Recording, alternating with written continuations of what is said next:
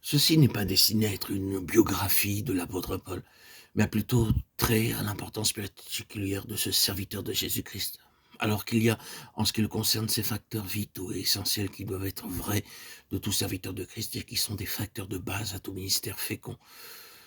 Tout indique, à l'égard de Paul, qu'il était vraiment un vase choisi, élu, connu d'avance, prédestiné et d'élite.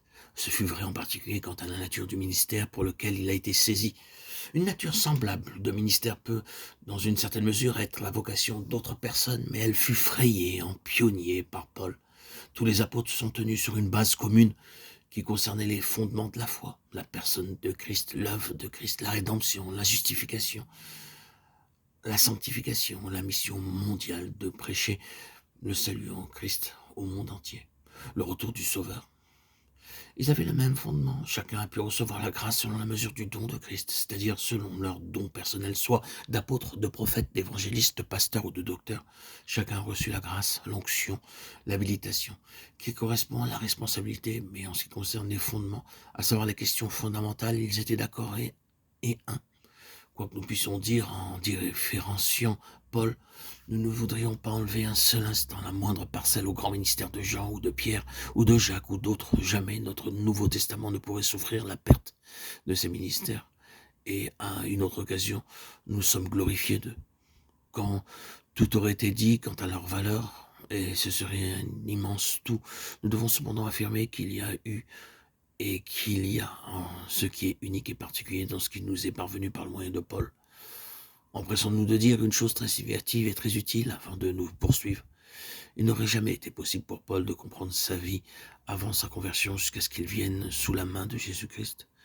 Cette vocation à laquelle il a été appelé lorsque Jésus devint son Seigneur projette une lumière tellement grande sur la souveraineté de Dieu dans son histoire passée. Ceci est un principe qui aidera beaucoup de personnes et de serviteurs de Dieu, et il montre combien il est immensément important que Jésus soit non seulement le Sauveur, mais le Seigneur. Nous verrons ceci plus pleinement après, dans de prochains audios. En tant que juif, la naissance de Paul, son éducation, sa formation, son instruction, sa profonde intégration dans quelque chose d'où il serait tiré par la puissance de Dieu et qui serait manifesté comme n'étant plus ce dont Dieu avait besoin. Tout ceci est en soi une valeur éducative immense.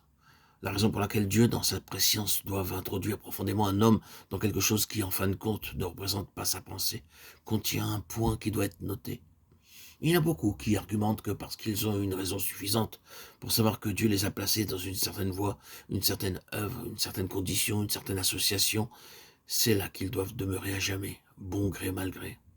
L'histoire de Paul dit non à cet argument. Les voies de Dieu, dans son cas, sont venues montrer qu'il peut agir de la sorte et toute sa souveraineté peut véritablement y être présente, mais seulement à dessein, et pour un dessein provisoire, à savoir accorder une connaissance profonde et complète, de première main de ce qui est réellement au mieux une limitation par rapport au plein dessein de Dieu. Il est nécessaire pour un serviteur de Dieu efficace d'avoir une connaissance personnelle de ce dont les gens doivent être délivrés. Abraham a dû connaître la Chaldée, Moïse a dû connaître l'Égypte, David a dû connaître les caractères faux du règne de Saül. Ainsi Paul a dû connaître le judaïsme proscrit de sorte qu'il puisse parler avec autorité, l'autorité de l'expérience personnelle. Ah, si nous étions le psalmiste, nous mettrions là pause. Réfléchissez à cela.